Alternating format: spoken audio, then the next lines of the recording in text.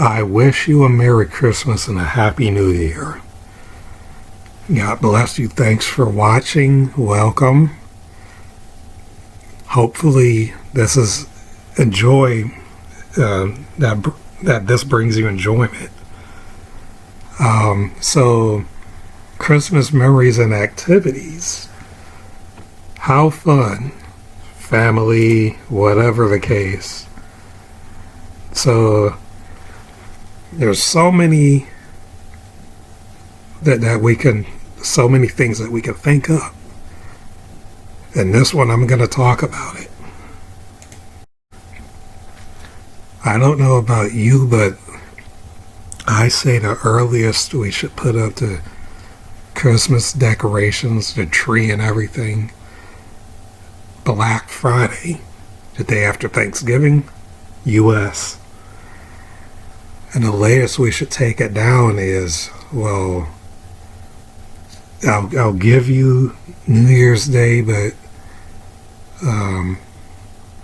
New Year's Eve, really the day before New Year's Eve. So this actually December 30th should be the latest we take it down. Don't take it down till, if you're going to take it down, at earliest we should take it down Boxing Day, December 26th, but the latest is December 30th, the day before New Year's Eve. But that's just me. If you do it, you're going to do. Some people leave it up year round. And some of them might think up an excuse to get by, or they would mean it. Christmas in July, or rather there's a ha-ha or not. But for actual Christmas, from Black Friday to, if not the day after, which is Boxing Day, then to December 26th, and make it December 30th at latest. So anywhere between there to take it down. But why are people putting it up before Thanksgiving? Whatever you do gathered around the tree, have fun, make it memorable. Hopefully you have really family to celebrate with, even if it's just the two of you, husband, wife, or mother, child, whether you're her son or you're her daughter, if it's just you and your mother and that's it, or if it's you and your spouse and that's it, at least you have someone to celebrate with. Hopefully you do. Have fun, have food, dancing, decorations, music, the gifts. If you have a fireplace, you can incorporate that. And hopefully everything's festive for you and fun, and that you have even a one person to celebrate with. But if not, that's fine. It's fine if you don't celebrate at all. If you're wishing you could, hopefully it's at least that one person. Some places have community centers or churches or whatever, where if you don't have anyone, you could go there and all those hundreds of people are there. You might start talking to one person while you're there. So that's an option, possibly for some areas. But hopefully it's a fun one for you. And please don't be lonely. It's okay if you're alone, but hopefully you're not lonely. And after or before the gifts around the tree or whatever is happening, what else is there to do? So you can do Vlogmas. You can go out, whatever there is to do. make it a photo shoot, anything. But what about either you're done with that or you don't have anything to do at all? Well, there's Bible study. And I know not everyone believes, but so whatever you're going to do in place of that. But for those who do believe, there's Bible study, and you don't have to stick with the traditional Christmas themed things like Isaiah 9:6, for unto us a child is born, unto us a son is given, and all of that. And then singing Go Tell It on a Mountain or whatever you're going to sing. You don't have to necessarily have to stick strictly with this Christmas thing. That's the logical thing to do, but whatever the case, it could be anything. The Ten Commandments in Exodus 20, the creation story in Genesis 1, anything, whatever you're going to look at. But this is an option for besides the festivities, or even for those who do believe, even if you're not going to do it, there's something else, whatever that is, you think that up on your own. But this is an idea for you. Don't have a Bible or whatever the case, or you're unable to access the Bible, or you just didn't get to it if you do have access. Another option is, instead of doing a Bible study on your own, if your church has a Christmas program, like more Sunday morning worship service, year-round, Wednesday prayer and Bible study year-round, well, like how they have at Easter, like your Easter service, your Good Friday service, when they hand out the palms on Palm Sunday during regular Sunday morning worship service. There's Christmas services at churches. Not all of them participate, but some might have it. You just have to check your time or whatever, and maybe meet somebody there, and start talking, and now you're friends. So again, if that's the way you wind up not alone around Christmas, great. Rather, it's just you're at the church. Doesn't matter if only 10 people there are there, or if it's 110 people, or if it's a mega church of 2,000 people, or what. You're there with somebody, and maybe they'll have some kind of festivities besides just service.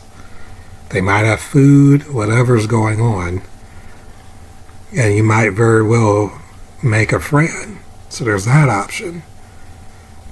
Or whatever you do go to, that's the same idea, just not at a church.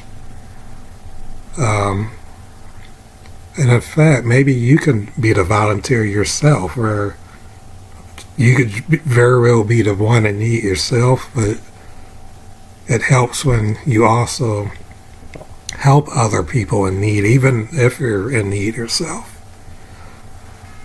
So you're on both sides of the table. You're the one being served the food, and you're the one serving the food at two different places, two different times. That, for example. But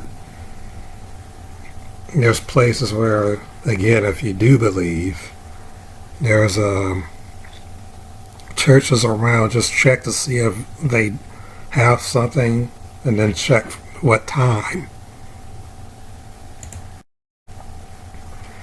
And then finally, most would say Christmas is about family. Well, it's actually about our Savior was born. Well, we don't know exactly what day he was born. He just chose December 25th.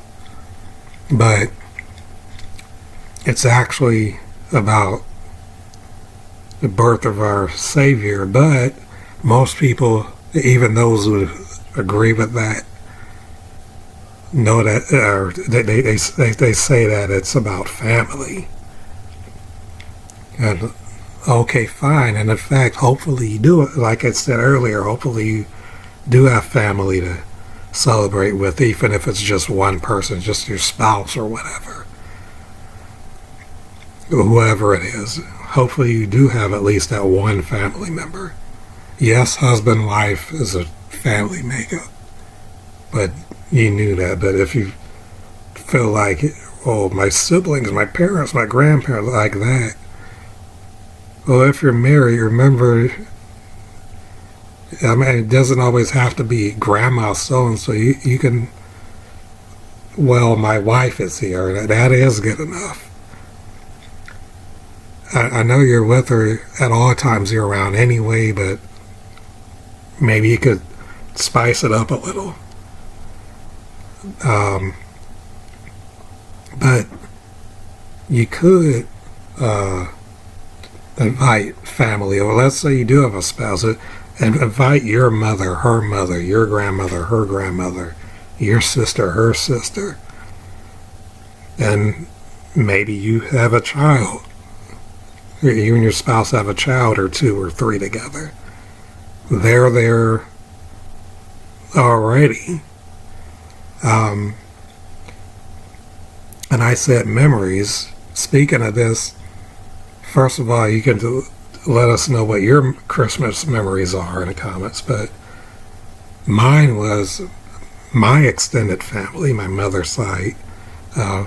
We don't do it anymore, but we used to do a Christmas gathering every year where there was food, there was dancing, music, there was games, there was and then at the end we exchanged gifts.